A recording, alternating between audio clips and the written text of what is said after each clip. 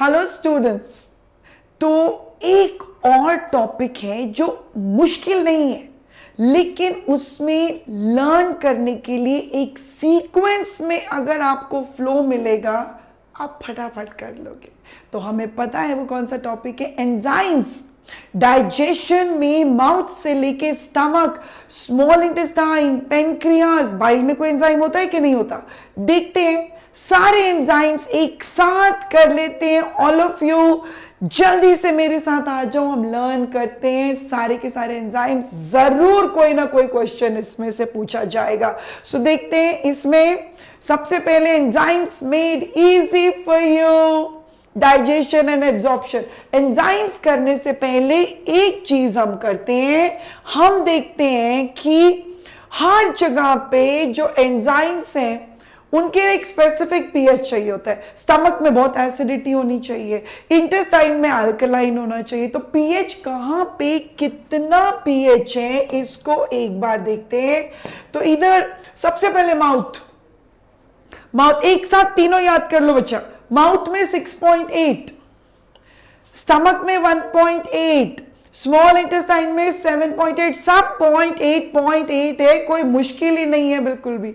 और 6 और 1 को ऐड करो 7 हो गया, राइट। सो 6.8, 1.8, इंटेस्टाइन 7.8। तो ये पीएच एक साथ हमने यहां पे याद कर लिया। अब सबसे पहले चलते हैं माउथ में। डाइजेशन माउथ में क्या, अब डाइजेशन बच्चा तुमको पता है दो तरीके से हो सकता है। एक तो फिजिकल ब्रेकडाउन, मतलब फिजिकली तोड़ फोड़ करो खाने की, और दूसरा हो सकता है केमिकली करो उसको डाइजेस्ट। केमिकली कैसे, एंजाइम से करो डाइजेस्ट। तो दोनों देखते हैं। माउथ में जब फिजिकली तोड़ते हैं तो उसको हम कहते हैं मैस्टिकेशन। मैस्टिकेशन तो क्या बन जाता है, सलाइवा मिक्स होता है, म्यूकस होता है उसके अंदर, फूड का एक बॉल जैसे बन जाता है, फूड बोलिस। फिर उसको तुम स्वेलो करते हो। स्वेलो के लिए स्मार्ट वर्ड याद रखोगे, डिग्लटिशन। स्मार्ट बच्चे हैं तो स्मार्ट चीज याद रखेंगे, डिग्लटिशन। लेकिन स्वेलो करने से पहले हमको देखना है कि माउथ में कोई एंजाइम है कि नहीं डाइजेशन के लिए। बिल्कुल है जी, माउथ में 2 एंजाइम्स हैं। सलाइवरी अमाइलेज जो ब्रेक डाउन करेगा स्टार्च को, ब्रेक डाउन करेगा मॉल्टोज में। सलाइवरी अमाइलेज मतलब शुगर का हो गया डाइजेशन शुरू। इसीलिए तुम जब बहुत देर तक ब्रेड को मुंह में रख के च्यू कर रहे होते हो वो स्वीट हो जाती है, वो जो स्टार्च है ब्रेड में वो माल्टोस में चेंज हो जाती है। तो ये सलाइवरी अमाइलेज को एक और नाम है बच्चे टाइलिन। स्टार्च का डाइजेशन शुरू पर कितना percent, very important figure, 30%। 30% starch. उसके अलावा एक और है, देखो यहां पे ये स्पेलिंग मुझे भी करेक्ट करनी पड़ी जैसे तुम्हें करेक्ट करते हैं। लाइसोजाइम, ये एंजाइम है। लाइसोसोम ऑर्गेनेल होता है, लाइसोजाइम एंजाइम है जो बैक्टीरिया को किल करता है। हम उनको बोलते हैं बैक्टीरिसाइडल। साइडल मतलब किल, सुसाइड खुद को किल करना, साइड मतलब होता है किलिंग। सो ये लाइसोजाइम जो है ये एंटी बैक्टीरियल एजेंट है। चलो जी, माउथ के हो गए 2, बहुत आसानी से लर्न कर लोगे, रटने में तुम बहुत तेज हो। तो माउथ में 2, salivary amylase and lysozyme. Stomach कितना पीएच है, बहुत एसिडिक है ऋतु मैम, बहुत एसिडिटी है। ओके, अच्छा है, डाइजेशन के लिए बहुत अच्छा है, क्योंकि यहां पे तुम्हारे 3 एंजाइम है और तीनों एंजाइम रटते हैं। चलो अभी हम, एक है पेप्सिनोजन जो एक्टिवेट होके पेप्सिन बोलते हो जिसको तुम, देन रेनिन, ये एक्टिव रेनिन, RENNI है ना, RENIN किडनी में होता है, सिंगल एन वाला किडनी में होता है, ये डबल एन वाला स्टमक में। और एक और एंजाइम है लाइपेज जो लिपिड्स का डाइजेशन करता है, जो लिपिड्स का डाइजेशन करता है। ओके, ये तीनों एंजाइम है, तीनों को देखते हैं एक बार बच्चे। पेप्सिनोजन कन्वर्ट होता है पेप्सिन में HCl के साथ, HCl उसको कन्वर्ट कर देता है एक्टिव फॉर्म में। पेप्सिन क्या करता है, प्रोटीन का डाइजेशन बिगिन करता है। और प्रोटीन का डाइजेशन कैसे शुरू होता है, प्रोटीन सबसे पहले टूट फूट होती है तो प्रोटीन बनाते हैं प्रोटियोजेज और पेप्टोन्स। फिर क्या बनेगा, फिर बाद में बनेगा पॉलीपेप्टाइड्स, फिर क्या बनेगा डाइपेप्टाइड्स, फिर फाइनली क्या बनेगा अमीनो एसिड्स। तो अभी हम फिलहाल हम पहली स्टेप से कर रहे हैं, इतने एक्साइटमेंट में हम सारा नहीं एक साथ कर सकते। स्टमक में प्रोटीन्स का डाइजेशन शुरू हो गया, क्या बनाया, प्रोटियोजेस और पेप्टोन्स। एंजाइम बोलो जल्दी से, एंजाइम बोलो, पेप्सिन। नेक्स्ट दोनों एंजाइम्स, स्टमक में 3 एंजाइम थे, माउथ में 2 एंजाइम है, स्टमक में 3 एंजाइम है, बाकी दोनों कौन से एंजाइम्स है, प्रोरेनिन जो एक्टिव होगा उसको भी हाइड्रोक्लोरिक एसिड एक्टिव कर देता है, बना देता है रेनिन। रेनिन किस में होता है, इन्फेंट्स में होता है, छोटे बेबीज में होता है, इन्फेंट्स में होता है, क्योंकि यहां पे ये इन्फेंट्स में जो वो कंप्लीटली मिल्क पे डिपेंडेंट होते हैं और मिल्क को डाइजेस्ट करने के लिए ये एंजाइम बहुत हेल्पफुल है बच्चे। मिल्क प्रोटीन कैसीन को बना देता है, कैल्शियम पैराकैसिनेट, मतलब दूध की दही बन जाती है, कर्डलिंग ऑफ द मिल्क हो जाता है। कौन सा एंजाइम है, रेनिन।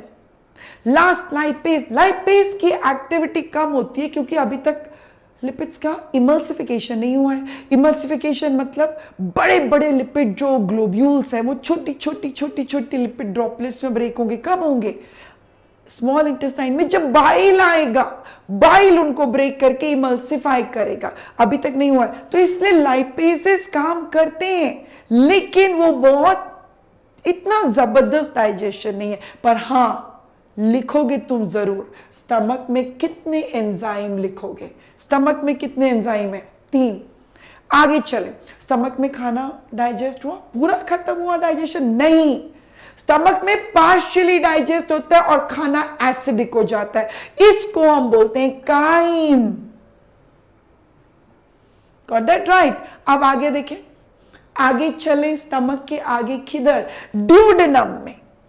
ये है हमारा ड्यूडेनम, पहला पार्ट इंटेस्टाइन का। इसमें 3 जूसेस डाइजेस्ट कर रहे होते हैं। कौन से, एक ऊपर से बाइल होगा जो लिवर से आएगा, फिर पेनक्रियास से पेनक्रियाटिक जूसेस होंगे, और थर्ड स्मॉल इंटेस्टाइन के अपने जूसेस। स्मॉल इंटेस्टाइन के जूसेस को हम बोलते हैं सक्कस एंटेरिकस। सक्कस मतलब जूस, एंटेरॉन मतलब इंटेस्टाइन, इंटेस्टाइन का जूस। एक एक करके सब करेंगे पर पहले बाइल का एक बात कर लेते हैं। बाइल में कोई एंजाइम नहीं होता, तो फिर डाइजेशन में बाइल कैसे हेल्प करता है, मैंने वो वर्ड अभी यूज किया है। बाइल हेल्प करता है इमल्सिफिकेशन में,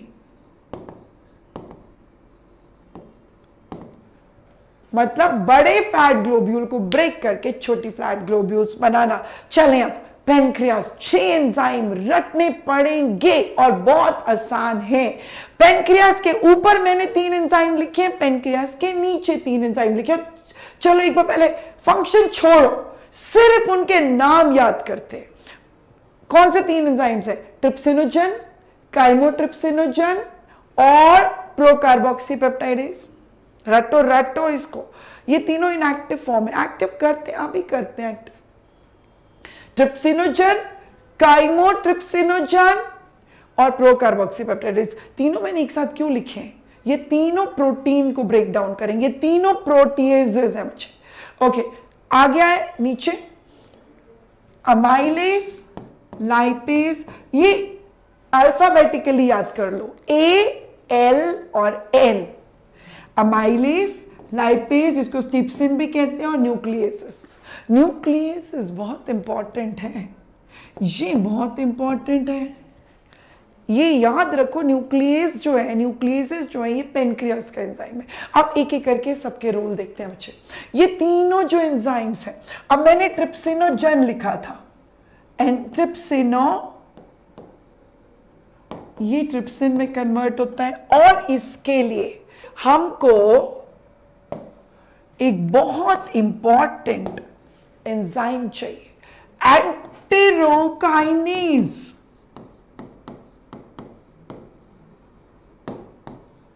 एंटेरोकाइनेज ये किधर हो रहा है, ड्यूडेनम में। पेंक्रियास से ट्रिप्सिनोजन जाएगा ड्यूडेनम में, ड्यूडेनम में द एंजाइम एंटेरोकाइनेज। तुम तो ये तो बहुत लाइक्लीहुड होता है बच्चे, इतना इंपॉर्टेंट होता है हमेशा, हर साल हम सोचते हैं नीट में किसी न किसी तरीके से एंटेरोकाइनेज पूछेंगे। एंटेरोकाइनेज ट्रिप्सिनोजन को ट्रिप्सिन में कन्वर्ट करता है, और ट्रिप्सिन जब एक्टिवेट हो गया, ये तो इसका एक्टिव फॉर्म है, तो वो काइमोट्रिप्सिनोजन को और प्रोकार्बोक्सीपेप्टाइडेज को कन्वर्ट कर देता है काइमोट्रिप्सिन और कार्बोक्सीपेप्टाइडेज। राइट, अब इनका क्या फंक्शन है? प्रोटीन का फर्दर डाइजेशन, प्रोटीन्स, पेप्टोन्स, प्रोटियोसिस, इनको फर्दर डाइजेशन में क्या है? डाइपेप्टाइड्स। अब नीचे पेंक्रियास के नीचे क्या लिखा था मैंने? Amylase, lipase, nucleus. अमाइलेज मालूम है 30% तो यहां पे ही काम किया है सलाइवरी अमाइलेज ने। आगे चलें, ओके, अमाइलेज, पेंक्रियाटिक अमाइलेज जो है सेम पॉलीसेक्राइड स्टार्च को माल्टोज में, सेम थिंग। लाइपेजेस, फैट्स और लिपिड्स को डाइग्लिसराइड्स, मोनोग्लिसराइड्स। लेकिन सबसे इंपॉर्टेंट ये नहीं भूलना है, न्यूक्लियेजेस, डीएनए और आरएनए का डाइजेशन। डीएनए और आरएनए क्या है? Nucleic acids. डीएनए और आरएनए का डाइजेशन शुरू करते हैं, और डीएनए आरएनए पॉलीमर्स हैं। किसके पॉलीमर्स हैं? उनके मोनोमर्स क्या हैं? न्यूक्लियोटाइड्स। सो वो बन गए न्यूक्लियोटाइड्स। सो ये शुरू हो गया न्यूक्लिक एसिड्स का। इसके बाद last succus entericus small intestine में कौन से एंजाइम्स हैं? पेयर और सिंगल, ऐसे लर्न करो। डाइपेप्टाइडेजेस, डाइसेकेराइडेजेस, याद करो बच्चा इस तरीके से, डाइपेप्टाइडेजेस, डाइसेकेराइडेजेस, अकेला लाइपेज लर्न करो। फिर उसके बाद न्यूक्लियोटाइडेजेस, न्यूक्लियोसाइडेजेस, न्यूक्लियोटाइडेजेस, न्यूक्लियोसाइडेजेस। याद रहे न्यूक्लियेजेस जो था वो पेनक्रियाज में था, न्यूक्लियोटाइडेजेस और न्यूक्लियोसाइडेजेस इधर है। कर किसका क्या फंक्शन है? अब करते हैं सबसे पहले डाइपेप्टाइड। डाइपेप्टाइडेज किसके ऊपर एक्ट करेगा? डाइपेप्टाइड्स के ऊपर। और क्या बना देगा? खत्म डाइजेशन प्रोटीन्स का, amino acids. Digestion of protein is over. Disaccharidase important sugars, इनको फाइनली मोनोसेक्राइड्स बन जाएंगे। सो डाइसेक्राइडेज कौन से हैं? Maltase, lactase, sucrase. किस पे एक्ट करेंगे? माल्टेज करेगा माल्टोज के ऊपर, लैक्टेज करेगा लैक्टोज के ऊपर, सुक्रेज करेगा सुक्रोज के ऊपर। और क्या बनाएंगे? ये इंपॉर्टेंट है, क्योंकि तुम्हें पता होना चाहिए माल्टोज में 2 मोनोसेक्राइड्स कौन से हैं। माल्टोज में 2 मोनोसेक्राइड हैं, ग्लूकोज ग्लूकोज।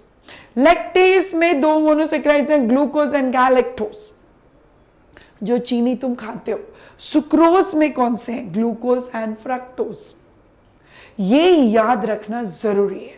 ओके, इसके बाद एक सिंगल हमने याद किया था, डाइपेप्टाइडेजेस, डाइसेकेराइडेजेस, लाइपेजेस, लिपिड्स का final, fatty acid and glycerol. उसके बाद 2 एक साथ लर्न किए थे, वो थे न्यूक्लियोटाइडेजेस और न्यूक्लियोसाइडेजेस।